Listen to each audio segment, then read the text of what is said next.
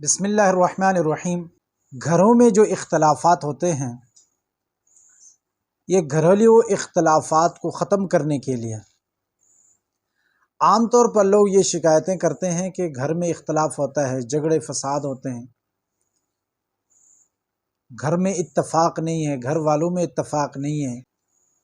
روزانہ کوئی نہ کوئی اختلاف سامنے آ جاتا ہے جس کی وجہ سے گھر میں سکون نہیں رہتا ہے،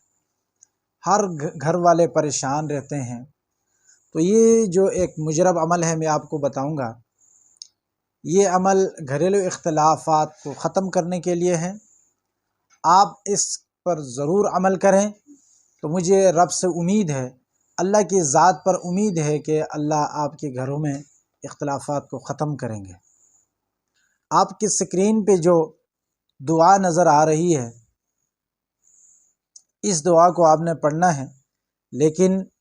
بدھ کے روز اس کو پڑھنا ہے۔ شروع میں 11 مرتبہ درود ابراہیمی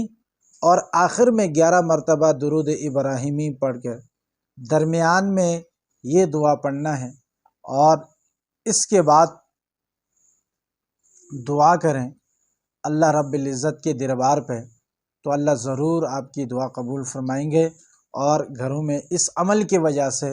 پریشانی، ٹینشن اور اختلافات ختم ہو جائیں گے۔